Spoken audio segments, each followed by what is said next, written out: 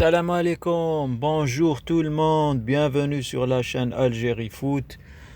Avant de se projeter sur le match de l'Algérie face au Libéria qui va se dérouler à Tizi Ouzou, je voudrais revenir un petit peu sur le match face à la Guinée équatoriale et donner mon avis sur qu'est-ce qui ne marche pas dans cette équipe d'Algérie. Depuis l'après-Coupe d'Afrique 2019 jusqu'à aujourd'hui, c'est-à-dire avec Belmadi ou Petkovic, j'ai remarqué certaines choses qui ne fonctionnent pas et qui se répètent à chaque fois. Donc, ce sont des points à corriger. Il faut absolument corriger ces points parce qu'il ne reste pas beaucoup de temps. Il reste pas beaucoup de temps. Les prochains matchs, c'est la qualification pour la Coupe du Monde. C'est en 2026 les prochains matchs. En 2025, pardon.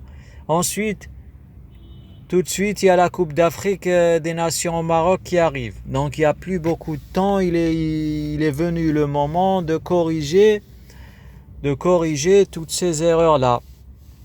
La première chose que j'ai remarqué,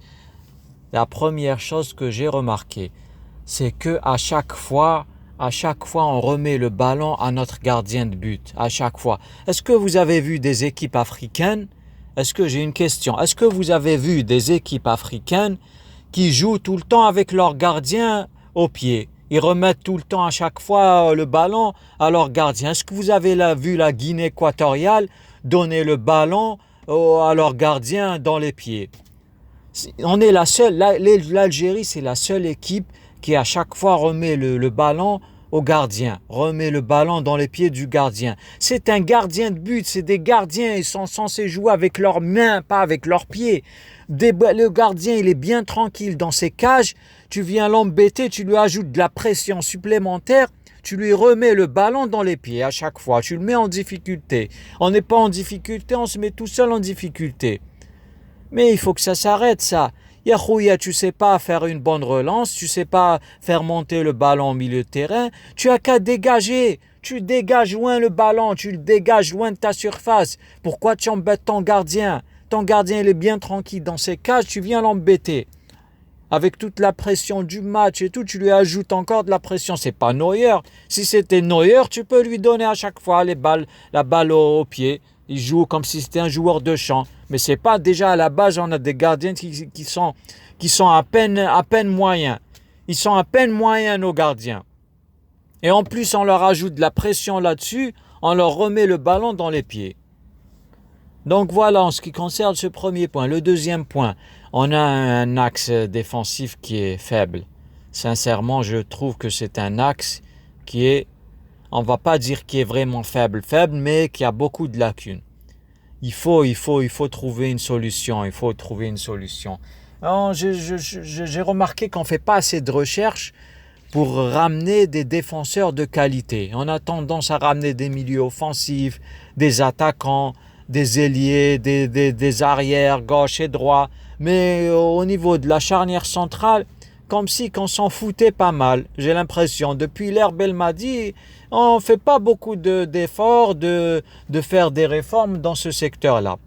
Et puis le système de jeu à trois défenseurs derrière, moi j'aime pas trop ce système de jeu parce que ça demande 3 défenseurs centrales beaucoup rodés. Il faut qu'ils soient beaucoup rodés.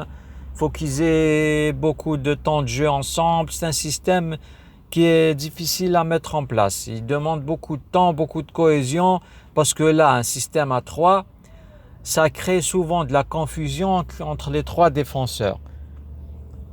Donc là, quoique sur le match contre la Guinée, ils n'ont pas été vraiment très fébriles. On les a vus, ils ont fait le boulot. Ils ont essayé de faire le boulot, on va dire, comme il se doit.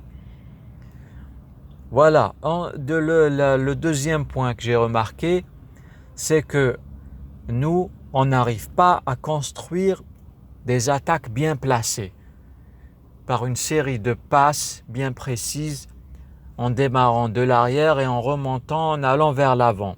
On sait le faire, mais on ne le fait pas beaucoup, on le fait très rarement. On a tendance à nous baser sur les contre-attaques, les erreurs ou les pertes de ballon de l'adversaire. on les prend en contre et on marque. D'ailleurs, la majorité de nos buts sont marqués de cette façon-là. Mais on n'arrive pas, malheureusement, à construire d'attaques placées. Ça, il faut qu'il y ait un travail là-dessus. Il faut qu'il y ait un travail là-dessus. À la base, toutes nos actions, c'est sur une récupération de balles sur l'adversaire ou une perte de balles de l'adversaire. C'est ça. Troisième point, les coups de pied arrêtés.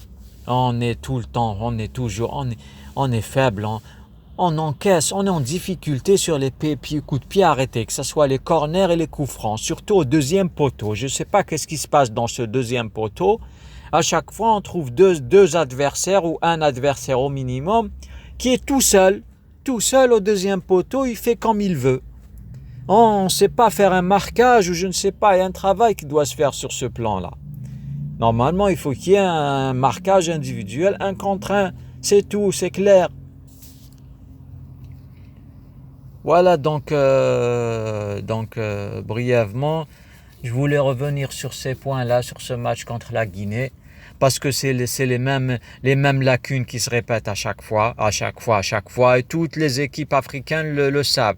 Nos adversaires, ils sont au courant qu'on a un axe de défense qui n'est pas très rassurant. Ils sont au courant qu'à chaque fois, on remet les ballons à nos gardiens, comme si on avait Neuer, on leur remet les balles dans le pied. Ils sont au courant qu'on a une mauvaise relance, on ne sait pas faire remonter le ballon de la défense vers le milieu. Ils sont au courant qu'on ne fait pas d'attaque placée, rarement on est basé sur les contres. Ils sont au courant qu'on est faible sur les coups de pied arrêtés, toujours au deuxième poteau. D'ailleurs, on a encaissé beaucoup de buts sur ce type d'action. Donc voilà, il faut qu'il y ait un travail là-dessus. En ce qui concerne le match contre le Libéria, pour la projection sur le prochain match contre le Libéria, il y aura certainement beaucoup de changements. Il y aura une meilleure cohésion dans le jeu, beaucoup de fluidité, parce que les joueurs seront plus frais physiquement. En Guinée équatoriale, c'était compliqué, il faisait chaud et tout. On remercie d'ailleurs toutefois, malgré tout, on remercie les joueurs qui ont essayé de faire le boulot. Ils n'ont pas vraiment été beaucoup affectés par la chaleur. Ça, c'est une bonne chose. C'est une bonne chose, on les remercie. Ils ont essayé de faire ce qu'il fallait faire. Voilà, dans l'ensemble. Donc pour le match, j'espère qu'on va voir contre le Libéria d'autres joueurs qui n'ont pas encore eu l'occasion de beaucoup s'exprimer. Par exemple, j'espère qu'on va voir Abdelli. J'espère qu'on va voir aussi Chiaha aussi en attaque. Donc voilà, je pense qu'il va les faire rentrer en deuxième mi-temps. En première mi-temps, je crois qu'il va garder à peu près la même ossature de base.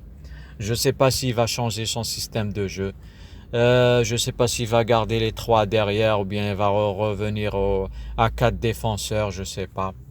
Ça, je ne sais pas. On peut pas. On verra bien. Merci beaucoup. Merci d'avoir suivi cette vidéo. N'oubliez pas de vous abonner. Si vous avez une remarque ou quoi qu'autre chose, vous pouvez m'écrire un petit message sous la vidéo ou un avis différent ou partager votre avis ou voilà. Donc merci beaucoup, au revoir. Allez, salam alaikum.